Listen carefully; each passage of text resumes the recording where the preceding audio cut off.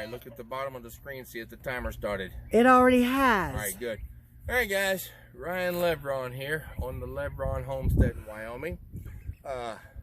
Last week, I worked to build a Tupperware tote feeder for the chickens in an effort to try to make a weatherproof and virtually no waste feed system for the chickens.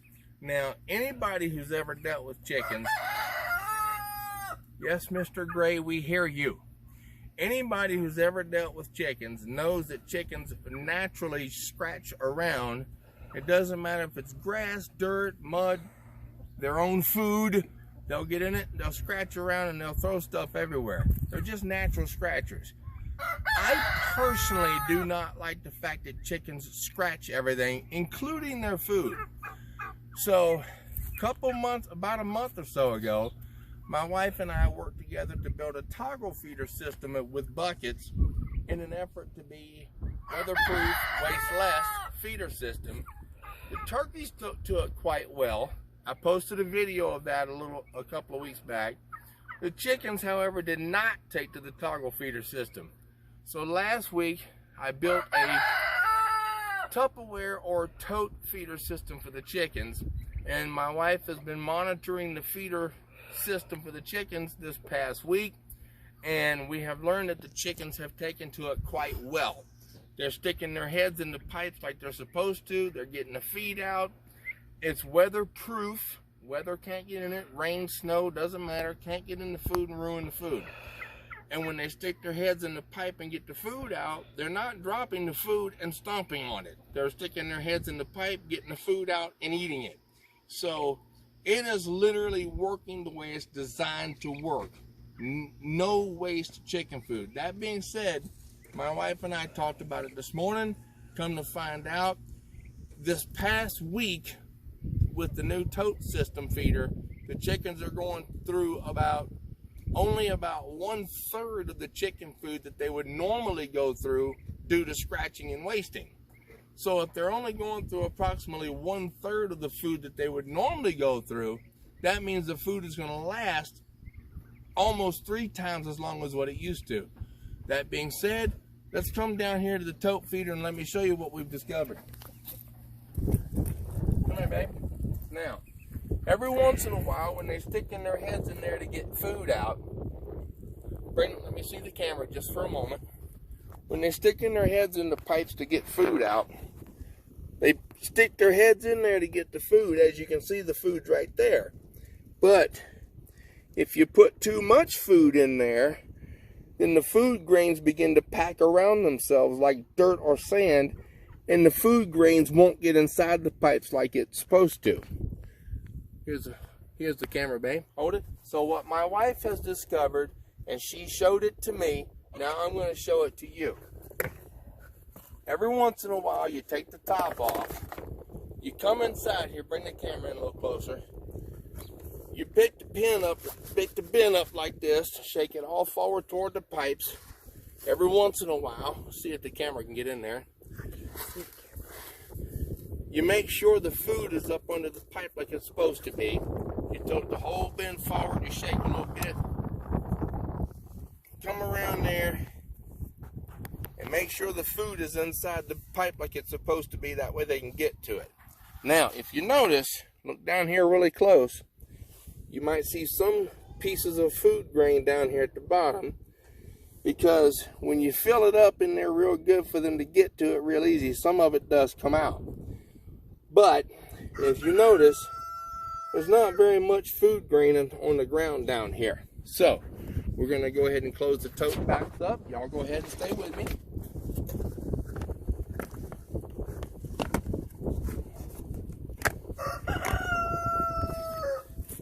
And that is a weatherproof, that is your weatherproof, virtually no waste chicken feeder tote system that my wife and I put together about a week ago. Now, as I mentioned a moment ago about the money part of it, my wife and I talked about it this morning. Before this tote feeder system, we were spending about $25, $26, $27 per week in chicken food because of the fact that the chickens like to scratch around and waste and all that stuff. And sometimes the weather, the rain, the snow, whatever it is, would get to the food and we would lose that food. We just have to keep buying food. We were going through approximately $25 per week in chicken feed. Now that we have this system, my wife has already told me that the food is stretching longer, it's not being wasted, and it's not being wasted by the weather, so therefore it's lasting longer. So now the way it's looking, according to the numbers we talked about, it's looking like $25 bag of food is going to last about 3 weeks now. So $25 per week before, now it's $25 every 3 weeks now. It's about $50 every 2 weeks savings. So we figured it up that we're going to be saving approximately Would you shut up? We're going to be saving anywhere from $100 to about $125 per month just off the chicken food alone due to the new tote system. Now, you hear a couple of roosters crowing in the background. I'm going to let y'all know right now, today is dispatch day. Now, I'm using the expression dispatch because some people are very sensitive to farm life and what happens on farm life. That being said, we're going to step back outside the pen, let the chickens come back out, and we're going to talk a little bit more. All right, guys, we're back outside the pen. This big, thick, red rooster right here in the dead front, I think that's the one we call Elder Red. He's been in the pen the longest. Originally, this was his brood of hens. He's going to be dispatched today. And the reason I'm using the expression dispatched is because some people are very sensitive to killing or slaughtering animals, which is in essence of what we're doing. So we're going to be dispatching this rooster here, that rooster over there, which is the young red one. We're going to be dispatching young red over here, that elder red right here, and the white rooster over here.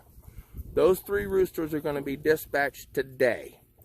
Now we got Mr. Gray that just said hello, and we got Rainbow in the very back there. Those are the only two roosters we're going to have left. So we got Rainbow in the back and Mr. Gray right here in the front, and then we should be down to, I think, 22 or 23 hens.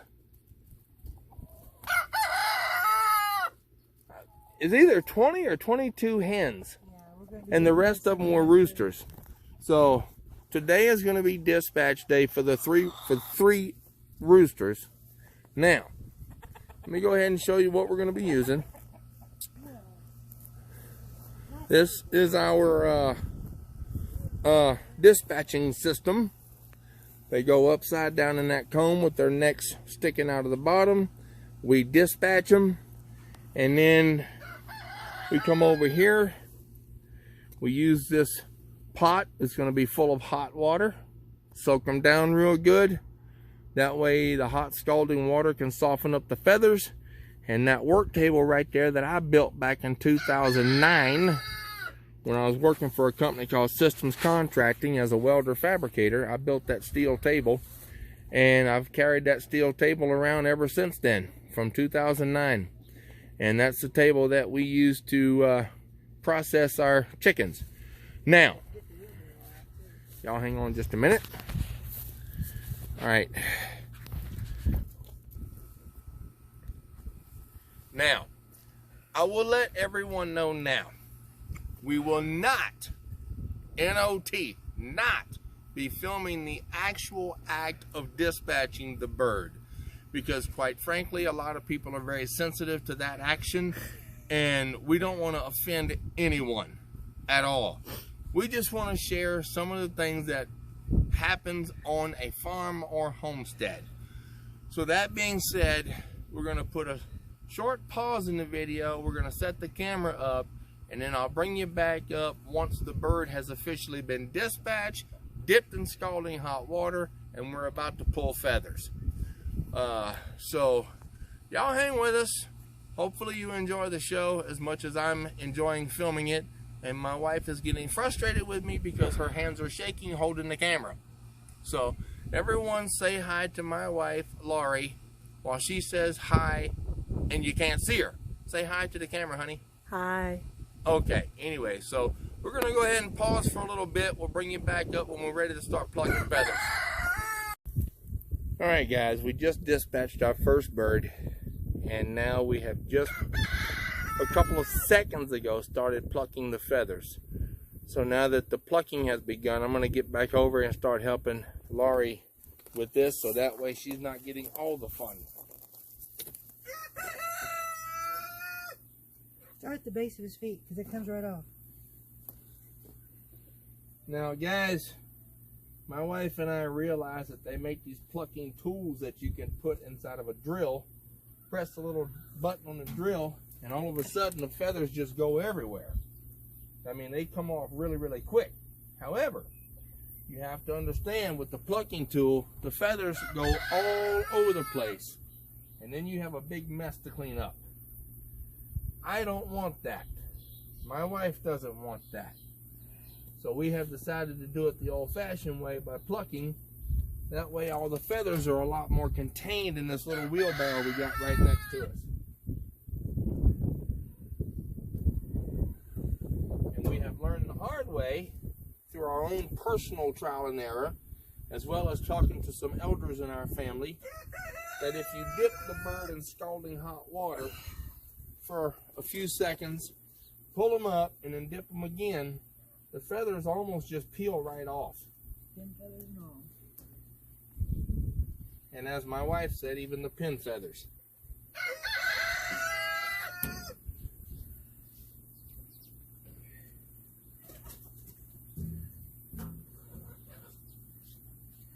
The hens are fighting to try to get back inside the house. I know. Maybe we'll open it back up. Well, we'll open it back up here in a little bit.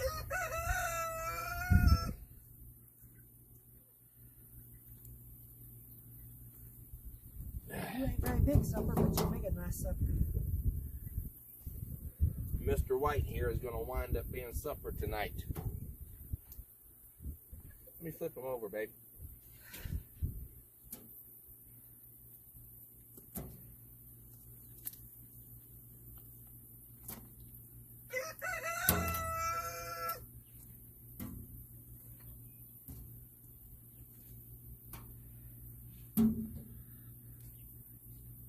Oops.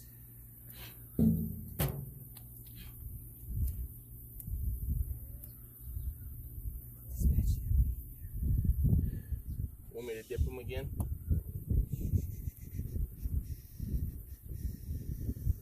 You ain't getting all of it out, baby. I'm getting the big bulk of it out. Yeah, there's the rest for me to clean up. Oh, now let me wash the feathers off my hands. Get ready to spray for you.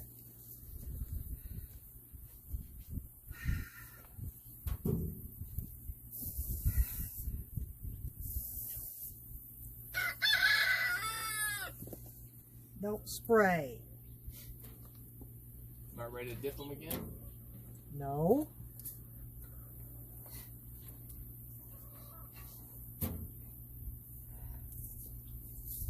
Hang on a minute. Hang on a minute. I gotta do this. Hang on. Watch out. Now, don't that look like that rubber chicken on that Sesame cartoon?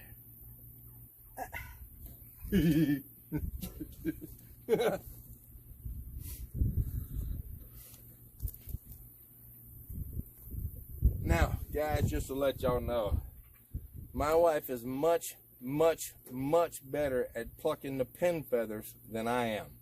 So, I'm pretty good at helping her get the bulk feathers, but when it comes down to the little pin feathers right by the skin, every time I go to pull those, I wind up ripping skin, where she can pull them and leave the skin. So she does the pin feathers. So when it gets to this point, I act like more of a gopher. I go for this and I go for that. Give him a 10-second dip. All right. She just said she wants him a 10-second dip.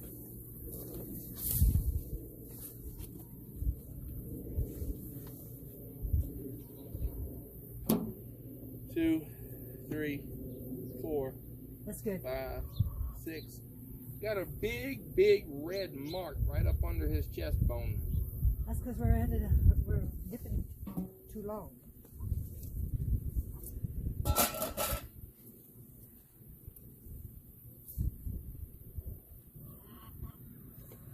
Now, I'm going to go ahead and get this pot filled up with cold water. That way when she's done plucking the pin feathers and cutting the legs off, we can put him in cold water and help keep him until we get him in the kitchen for preparing him for supper. So, y'all give me a minute. I'm going to fill this thing up with cold water. My wife's going to continue plucking pin feathers.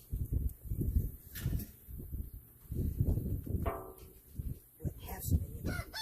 We'll pluck them closer together.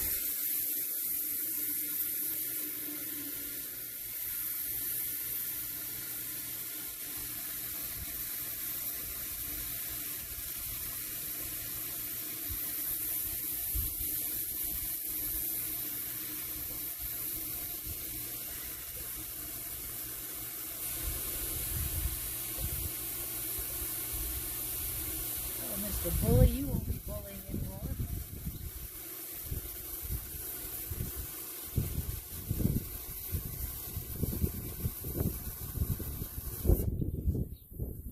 Won't be bullying anybody anymore.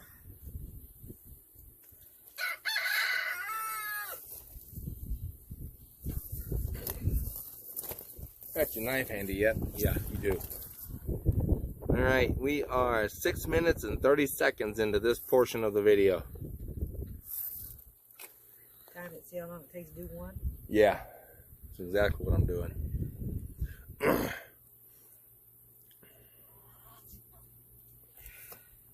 Spread them, boy. Now, we will be dispatching 2 more roosters besides this white one that we just dispatched. But I'm not going to film the entire process of plucking the feathers off of every chicken we dispatch. In fact, this video here, I'm going to be practicing doing some editing work. I'm going to be letting this video play all the way through every single thing that I can let it go through, and then work on trying to edit different parts out. Whereas before, I've been making 2 and 3 and 4 videos and then splicing them together. This video, I'm going to try to let it play all the way through and then edit out. So, y'all please forgive me while I'm still learning my video equipment on my phone. All right, let me get over there and help her out. What do you need, babe? Hold his legs. Now, guys, my wife is much better about getting the skin open and gutting the chicken, getting rid of all the innards. She's much better at it than I am. I'm just going to be honest with y'all.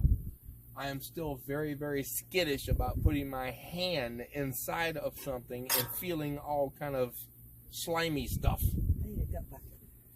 So, my wife is the one that shoves her hand inside there and gets all the slimy stuff out. Y'all give me a minute. She just now asked for a bucket.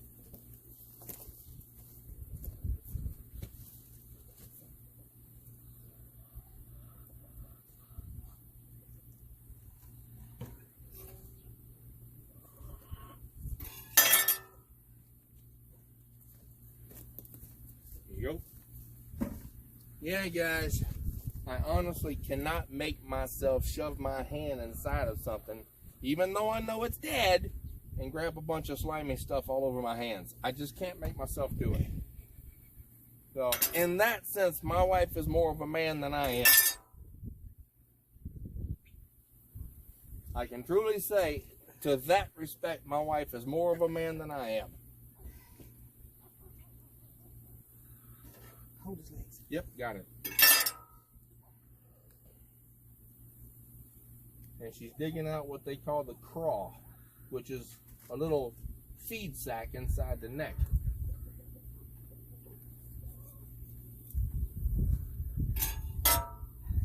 Well, he's not as thick and muscular and everything as I thought he was.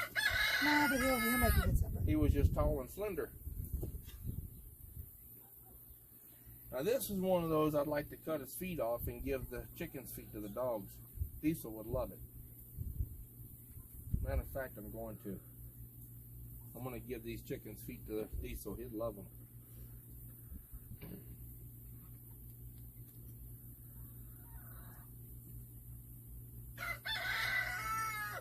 And for those of you that heard me say I'm going to give the chicken's feet to my dog Diesel, if you do your research, you'll find that it's perfectly healthy for dogs to eat raw foods such as the feet of chicken, or chicken paws as they're often called.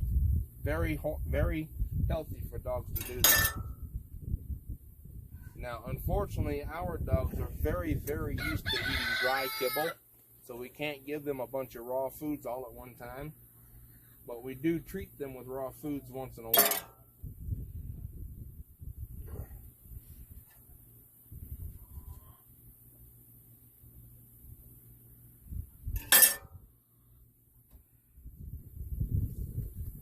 Yeah.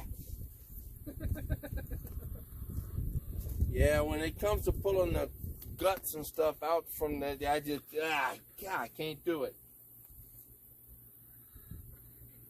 In that particular sense, I am still city. Oh, hell no, I ain't touching that. It's liver for the dogs. Here's your cold water.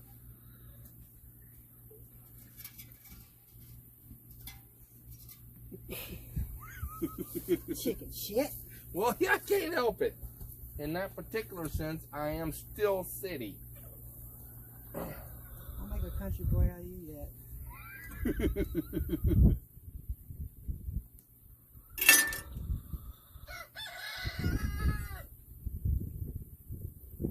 Not as big as I was hoping, but No, he looked real big when he was fully feathered up.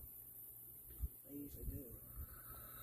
Of course, we didn't raise him as a meat bird. We just ended up getting too many darn roosters. Yeah, no kidding. Now, guys, I don't know if y'all heard that, but my wife just now said, just in case y'all didn't hear it, my wife just said we did not intend the white rooster to be a meat bird. We didn't even expect him to be a rooster. We were intending on having about 22 or 23 hens and only 2 roosters. Come to find out, we had the 22 or 23 hens, but we also wound up with 5 roosters. We don't need 5 roosters. Well, those 2 hens just now got into it. Those elder hens are... Well, we're going to be dispatching a few elder hens at the maybe not today, but soon. And there's Mr. Gray that y'all just heard.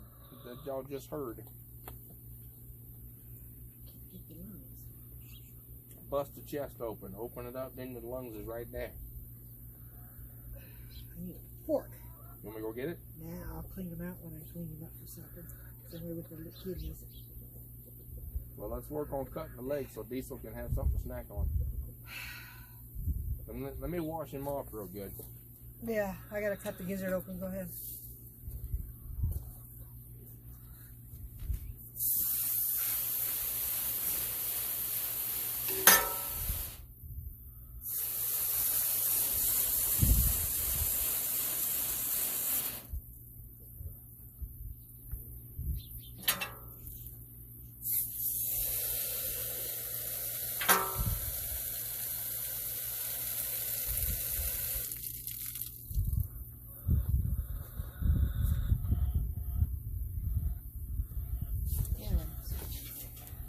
Do what, babe? What you need? A small knife. Maybe. Here's my pocket knife from last week. Maybe that'll help? Won't get it nasty. I don't care. That's what they make water for, to wash it off. Hang on a minute. Now, there you go. Is that better?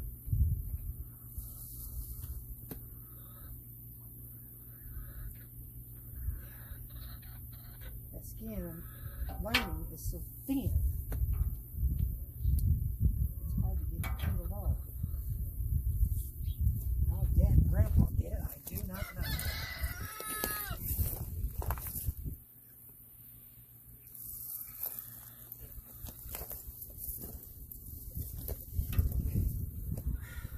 14 minutes and 30 seconds into this portion of the video.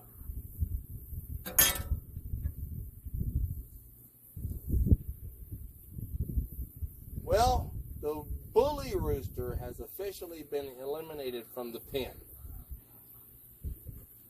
The white rooster, which is the one we just finished dispatching and feathering, was the bully rooster. He was one of the younger roosters, but he was very aggressive.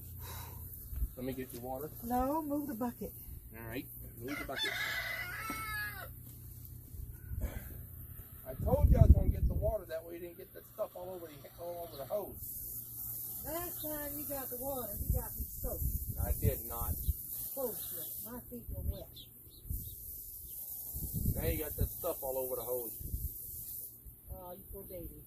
Now let's go and cut the legs off so Diesel can have a snack. And then I'll finish cleaning him in the house. Well, I didn't mean that to happen. What'd you do? I broke it below the knee. Just give No, me. right here. No, move. I was trying to snap it at the knee. It didn't work. He's a young rooster. He's tender. Obviously. Just like me, young and tender. Yeah, Diesel's gonna enjoy this. Give Foxy the other one. She's never had him. Well, she's about to learn. We'll give them to him this evening. Meanwhile, I'm gonna put it inside the pot full of cold water. And then later on, when it's time, when we're done with all this, we can give the dog some chicken feet. Flip him over. I want to get this bloody neck. Give me just a moment. Give me just a moment. I got it. You got it? All right. Let me wash him off again. Put him in the pot. I will. Let me wash him off again.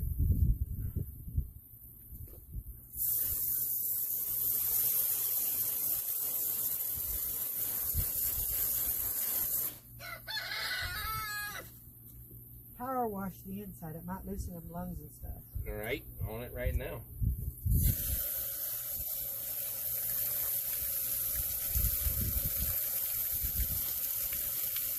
All right.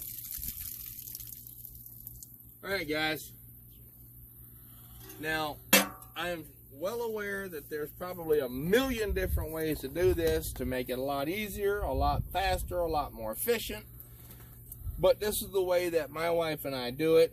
Now, I'm not going to show you the inside of where she pulled all the innards out of the chicken. That's kind of disgusting. For a city boy, anyway. But as you can see, this bird is now ready to be cut up and prepared for supper. Finish pluck two. And finish. We still got to get, well, let me reword that. She still got to get some of the pin feathers out. But anyway, that goes for Mr. White. Now we're going to put this one in the pot full of cold water, put the lid on it, and get ready for the second bird. So at this point, we're going to put a pause in the video because I'm not going to video going through the second and the third rooster and possibly the hens. There's no point in it. So we're going to go ahead and put a pause in the video, and we'll bring you back up in a little bit.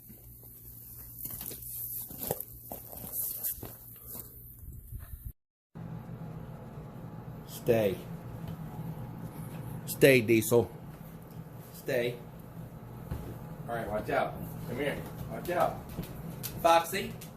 Come on, baby. Come on, baby. Come on. Foxy.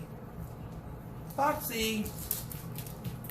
Guys, a little while ago when we dispatched some of our roosters, this is the chicken paws or the rooster feet, whatever you want to call them, off of those roosters. Diesel is familiar with chicken feet. May not eat this one, but he is familiar with them. Go ahead, buddy. It's okay. Try this end. Go ahead. Diesel has eaten store-bought chicken feet from Walmart. He's never eaten real raw chicken feet. Come here, buddy. Diesel. Diesel. Come on, buddy. All right, go ahead.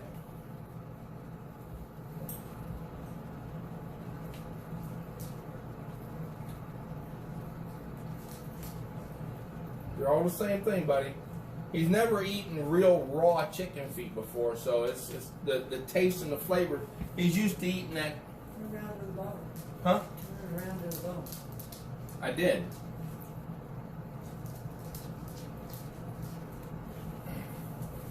Come here, buddy.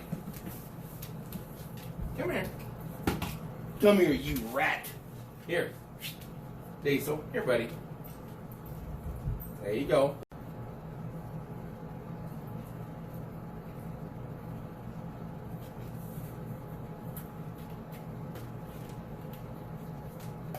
There he goes.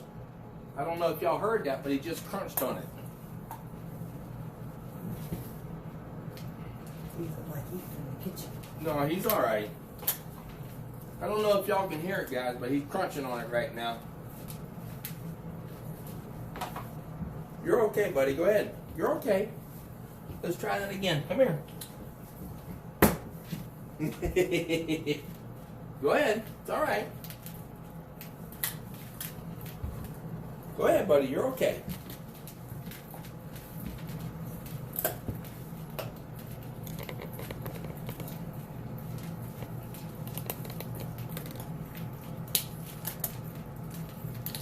As you can see, Diesel is starting to crunch on that raw chicken foot.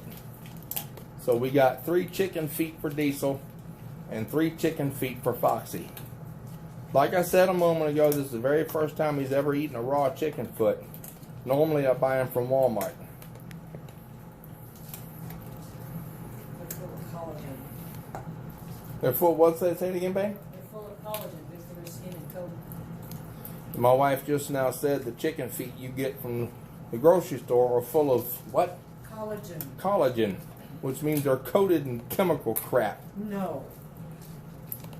Chicken feet have our natural collagen, which in turn is good for a dog's skin and coat. Say that inside the camera, please. Please, go I ahead. just said it. Go ahead, buddy. You got another one right there in front of you.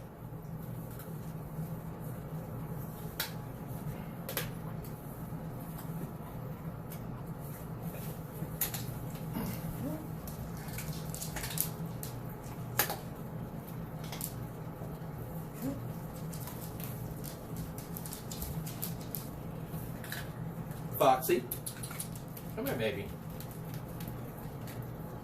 Don't let her get out of the kitchen. You're gonna scare the crap out of her. She ain't gonna want to eat now. You ready for your second one, buddy? Here you go. Stay here.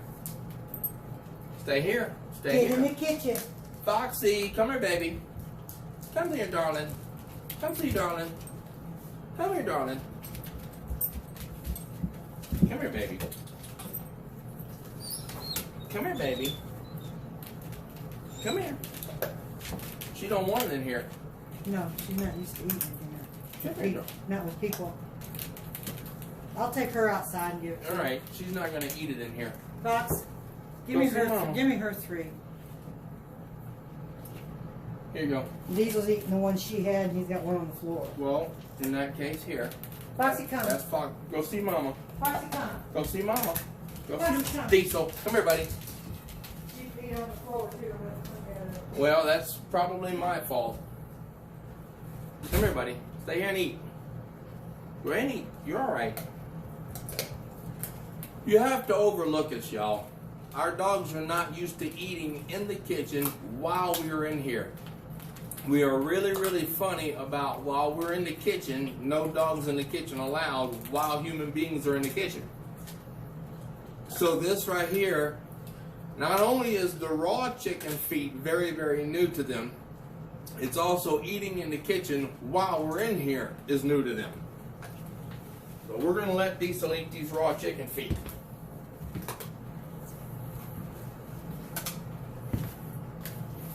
Go ahead and eat, buddy. You're okay.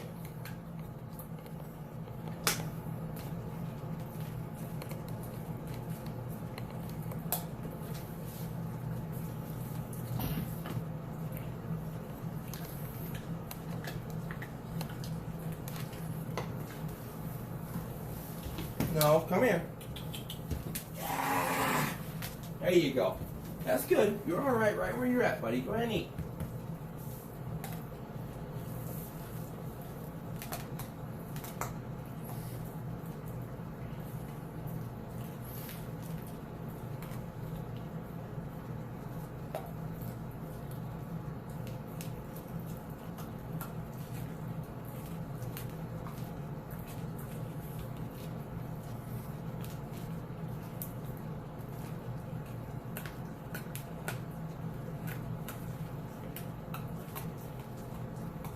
Go ahead and eat, buddy. You're good.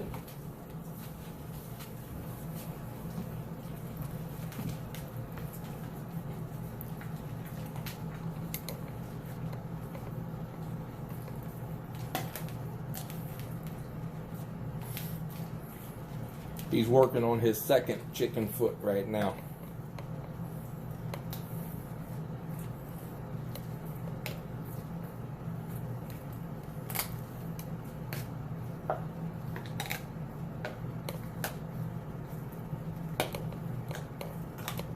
I was really hoping to catch Foxy eating hers, but she has a very, very difficult time eating while people are right there with her. Just like some humans I know don't like to eat around people, she doesn't like to eat around people either.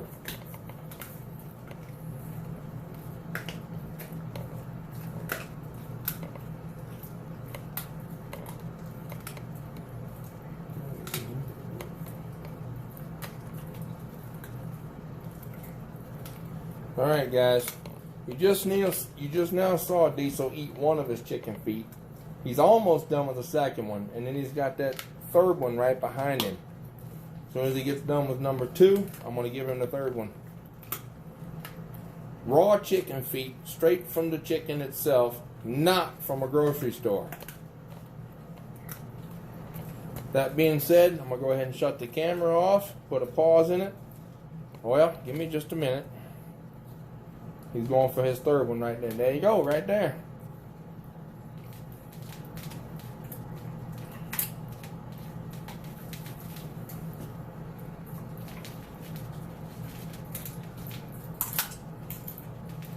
I'm sure y'all hearing him crunch. Believe it or not, stuff like this is very, very healthy for dogs. Very healthy.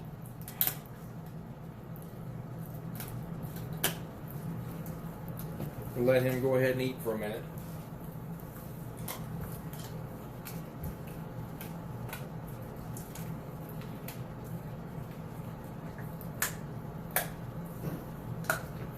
You're okay, buddy. Go ahead and eat. Go ahead and eat, buddy. You're doing fine. This is my dog, Diesel. I got him in the spring of 2017 when he was about 3-4 months old.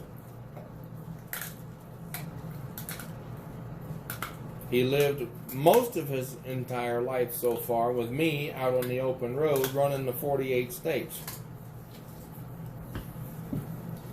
Until I recently got a local job just a few weeks ago. He lived on the road up until then with me. Diesel. Diesel, speak. Yeah, he's not going to do it. Now he's looking for more food. One thing I've noticed.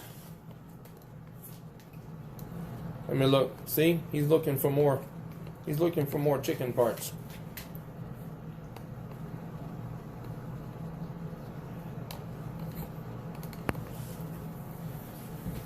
Good boy, Diesel. Good boy. Now guys, there's one thing I've noticed, one thing I have learned.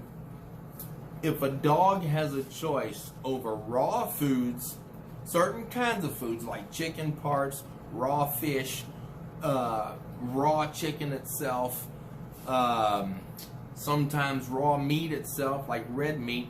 If a dog has a choice between raw foods versus dry kibble, I guarantee you 100% of the time a dog will go for raw foods faster than they will go for dry kibble. The only reason dogs eat dry kibble is that's what humans give the dogs. Now, that being said, I strongly suggest you do your own studying and see which one is healthier for your dog. I would like to see both my dogs on raw foods, but unfortunately they've lived their entire lives on dry kibble and only having raw for treats.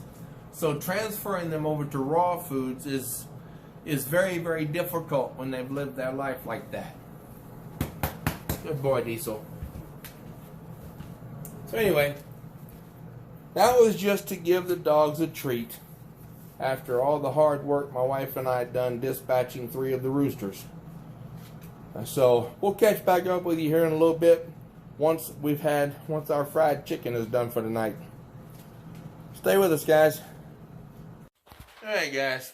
Earlier I told y'all that I would bring the video back up when some of the chicken that we had dispatched and cleaned up was basically cooked. So let me go ahead and turn around and show you the chickens that we went grocery shopping for this morning. Give me just a minute and we're going to take a look at this. Alright, now, you remember my wife and I taking some time out to dispatch some chickens this morning? We dispatched 3 roosters. She done the majority of the cleaning while I was freaking out like a little 5-year-old girl that just seen a spider for the first time. You know, kind of, hell no, I ain't touching that. You know, and then she called me a chicken shit. You know, that kind of stuff. Yeah. Well, these are the birds that we dispatched. Here's some of the legs that have been fried. And now she's frying up some more. Now we're going to have some green beans with it. And what is that, honey? Potatoes. Potatoes. So, when a lot of people, especially the millennials, go to a grocery store and expecting to get chicken from a grocery store, we went to our backyard to get the chicken. No FDA involved in that one. No chemicals, no spray-on junk. Nope. Fresh from our own backyard. Dispatched this morning and cooked this evening. So, hope y'all enjoyed the video. It's another homestead video from the Lebrons in Wyoming. Hope y'all enjoyed it. Feel free to comment in the comment section below. Like and subscribe for more videos. Thank you, guys. Over and out.